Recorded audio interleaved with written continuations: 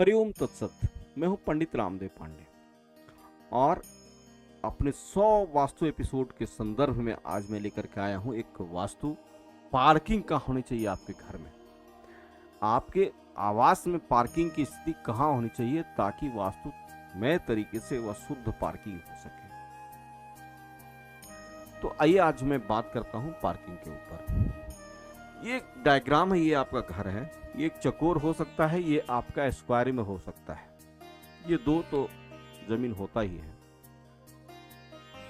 तो ये जो ऊपर का क्षेत्र है वह नॉर्थ है, उत्तर है, नीचे का छोर जो है वह साउथ है।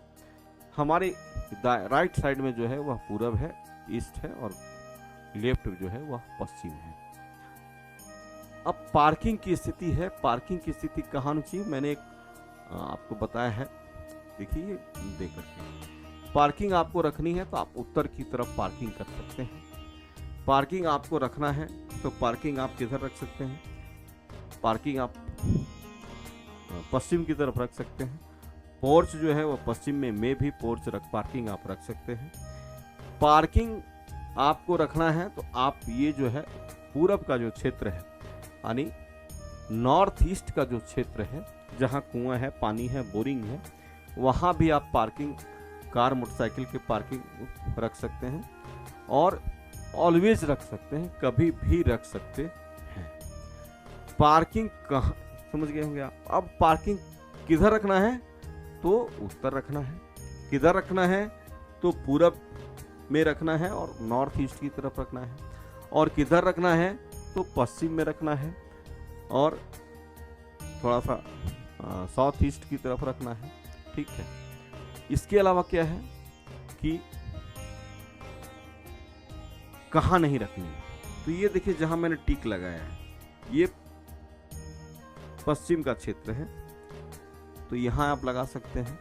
बेसमेंट जो है वह उत्तर के क्षेत्र में आप एक छोटा बेसमेंट बना सकते हैं। उत्तर के क्षेत्र में अगर घर है, पर्सनली घर है, तो उत्तर की ओर बेसमेंट बनावे और बेसमेंट में आप पार्किंग कर सकते हैं, क्योंकि उसका दरवाजा अगर आप उत्तर से भी रखेंगे तो उधर से भी आ सकता है, और अगर आप रखेंगे पूरब से भी तो वहां से भी आ सकता है। तो बेसमेंट एक होना चाहिए, छोटा बेसमेंट जो है वह निवास स्थल में होना चाहिए। हालांकि जहाँ फ्लैट बन रहा है तो नीचे का बेसमेंट तो कई बेसमेंट बन रहे हैं, एक में 3-3 बेसमेंट जो है वह बन रहे हैं। अभी मैं घर के बात कर रहा हूँ। तो ये बेसमेंट में ही पार्किंग कर सकते हैं, नॉर्थ में ही पार्किंग आप कर सकते हैं, और ये इस इलाके में पूरब में भी कर सकते हैं। ये जहाँ मैंने टिक लगाया है यहाँ भी आप पार्किंग कर सकते हैं। तो ये पार्किंग कर सकते हैं, समझ गए आप। दूसरी चीज है कि पार्किंग कहाँ नहीं कर सकते हैं। तो ये नॉर्थ ईस्ट जो है वहाँ पार्किंग नहीं सकते हैं, इसलिए मैंने यहाँ क्रॉस लगाया है। दूसरा क्रॉस लगाया, साउथ में पार्किंग कभी नहीं करिए, नहीं तो आपकी गाड़ी जो है वो सदैव बीमार रहेगी और सदैव मैकेनिकल हॉस्पिटल के पास आपकी गाड़ी जाएगी। अगर आप अग्निकोण में या दक्षिण में या नहीं तो नॉर्थ वेस्ट में अगर आपकी पार्किंग है तो आपकी गाड़ी आप बीमार रहेगी और हॉस्पिटल जाया करेगी। या एक्सीडेंट, ऐसे गाड़ियों का मैंने एक्सीडेंट होते हुए देखा है। तो अगर आप इस सेक्टर में रखे हुए हैं गाड़ी तो अपने पार्किंग को यथाशीघ्र बदल लिया कीजिए। अब है कि गाड़ी को खड़ा कैसे करें। गाड़ी को खड़ा करने के लिए दक्षिण मुंह करके कभी भी किसी गाड़ी को खड़ा नहीं करना चाहिए। दक्षिण मुंह जब भी आप गाड़ी खड़ा रखें तो उसका फेस जो है, उसका बड़ा आगे का चक्का जो है ड्राइवर की तरफ का, वह पश्चिम की ओर मुंह करके खड़ा हो, उत्तर की ओर मुंह करके खड़ा हो, पूरब की ओर मुंह करके खड़ा हो, लेकिन कभी भी दक्षिण की ओर पार्किंग करके आप नहीं रखें। हाँ, अगर आप जाते हैं जहां सामुदायिक पार्किंग है, कुछ घंटों के लिए लगाते हैं तो कोई बात नहीं, लेकिन अस्थाई पार्किंग में दक्षिण दिशा का फेस का वाहन को कभी नहीं लगाने की कोशिश करें। अब है, क्योंकि ये वाहन संबंधी बात है कि ये पार्किंग का कलर कैसा होना चाहिए। तो पार्किंग का कलर जो है वह लाइट येलो होना चाहिए या व्हाइट होना चाहिए। डार्क या ब्लैक पार्किंग का कलर कभी नहीं होना चाहिए, नहीं तो वाहनों को कई तरह की बीमारियों का सामना करना पड़ता है। अब आप समझ गए। अब एक नई बात मैं लेकर के आ रहा हूं। ये नई बात क्या है? वाहनों के संबंध में है। तो ये नई बात है कि फुल मून और जीरो मून, यानी फुल मून और जीरो मून अमावस्या होता है और पूर्णिमा होता है। तो अमावस्या और पूर्णिमा को अगर शनिवार हो, सैटरडे, ध्यान रखें, अमावस्या या पूर्णिमा को अगर सैटरडे आ जाए तो कभी भी शहर के बाउंड्री को दोपहर के 11 बजे से 4 बजे तक और रात के 11 बजे से 4 बजे तक शहर के बाउंड्री को पार नहीं करना चाहिए। आप शहर के बाउंड्री के किसी होटल में जाकर के रुक जाएं,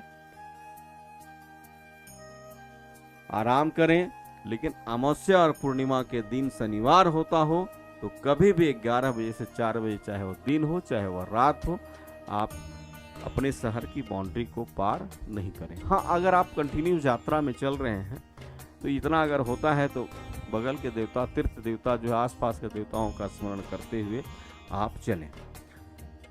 एक गुरुजी ने मुझे एक बताया कि एक व्यक्ति था, वो मेरा ड्राइवर था, नहीं किसी का ड्राइवर था, और वो जब कहीं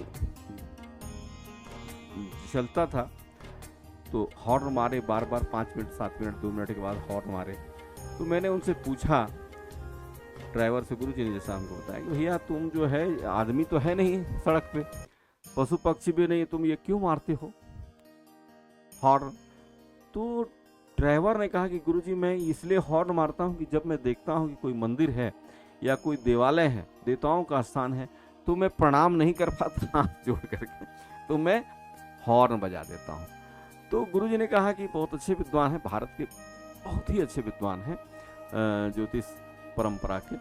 तो उन्होंने कहा कि देखिए ये भक्ति कैसे होती है, और मैंने उसको इसलिए आपके सामने रखा कि अगर आप सड़क में जा रहे हैं, रास्ते में जा रहे हैं, तो आप दोनों हाथ जोड़ करके प्रणाम नहीं कर सकते, तो निश्चित है कि आप हॉर्न बजा करके भगवान को स्मरण कर लिया कीजिए, वो देवता को स्मरण कर लिया कीजिए, जो वहाँ आपके बैठे हैं वो आपकी रक्षा करेंगे। नंबर 2, एक और बात है, आपके कार में अगर लिखा हुआ जय सीताराम, जय श्याम बाबा, जय जगन्नाथ, यह भी आपके लिए काफी उन्नति कारक है कि जो व्यक्ति पढ़ेगा जय सीताराम, जय श्याम बाबा, जय जगन्नाथ, जय माँ काली, जो कुछ भी होगा, तो जो पढ़ेगा उसको भी भक्ति आएगी, और यह पढ़ने की भक्ति का फल आपको ही प्राप्त होगा। इसलिए गाड़ी के जो वाहन होते हैं, वाहन के पीछे लोग भगवान का कोई कभी चित्र लगाते हैं, कभी नाम लिखते हैं, तो वाहनों में जो है वह चित्र या नाम जरूर लिखें। और नए वाहन अगर आप खरीदते हैं तो उसकी पूजा जो है वो अच्छी तरह से विश्वकर्मा भगवान को प्रसन्न करने के लिए करवाएं। और गाड़ी की खरीदारी जो है वह पंचक में नहीं करनी चाहिए। श्रवणा से लेकर के रेवती तक 5 नक्षत्र होते हैं, तो इन पंचक में गाड़ी कभी नहीं खरीदनी चाहिए, ध्यान रखना चाहिए, ठीक है। और राहु काल में भी गाड़ी नहीं खरीदनी चाहिए। राहु काल राहु काल 1.5 घंटे का होता है। तो जब भी आप वाहन की खरीदारी करें तो वाहन की खरीदारी में एक तो करें कि राहु काल में नहीं खरीदें गाड़ी, दूसरी है कि गाड़ी जो है वह पंचक में ना खरीदें, कम से कम चाबी तो पंचक में ना लें, वहाँ से ना निकालें शोरूम से, और तीसरी है उसकी पूजा कराएं। और वाहनों की जांच जो है वह आप जब नए वाहन खरीद रहे हैं तो अपने किसी अच्छे मैकेनिक से उस वाहनों की जांच भी करा लें, ताकि आपको जो है वह किसी तरह का वाहन जो है वह नई भी है लेकिन रगड़ खाई हुई वाहन है, चोट खाई हुई वाहन है किसी बॉडी पर, वो आपको न दे दें। तो इस तरह से जब वाहन की खरीदारी करते हैं तो ये सब जो है सावधानी रखें। और वही कहा कि किसी भी तरह से शनिवार को, पूर्णिमा और अमावस्या के दिन शहर के बाउंड्री को आप पार नहीं करें। अब पूछेंगे क्या ये वास्तु का क्या मतलब है? आप देखेंगे पूर्णिमा और अमावस्या के दिन ही समुद्र में ज्वार भाटा आता है। तो समुद्र में जब ज्वार भाटा आता है, समुद्र उद्वेलित होता है चंद्रमा के कारण, तो मन भी उद्वेलित होता है। और सबसे अधिक घटनाएं, एक्सीडेंट, चोट, मर्डर, जो है वह इन्हीं 2 तिथियों को सबसे अधिक होता है। अगर इसकी आपको जांच करना है तो आप किसी हॉस्पिटल वगैरह से इसका जो है वह डाटा ले सकते हैं। मैंने डाटा लिया तो मैं आपको बताया, और ऐसा पूर्वत विद्वानों ने कहा तभी मैंने बताया। तो ये ध्यान रहे कि अमावस्या पूर्णिमा के दिन गाड़ी जब आप चलाते हैं तो थोड़ी सावधानी बरतने की कोशिश करें। इस तरह से ये हो गया कि पार्किंग आपकी कहाँ होनी चाहिए और पार्किंग से आपको क्या लाभ होता है, गाड़ी को आप कैसे रख सकते हैं। ये हो गया आज पार्किंग पर।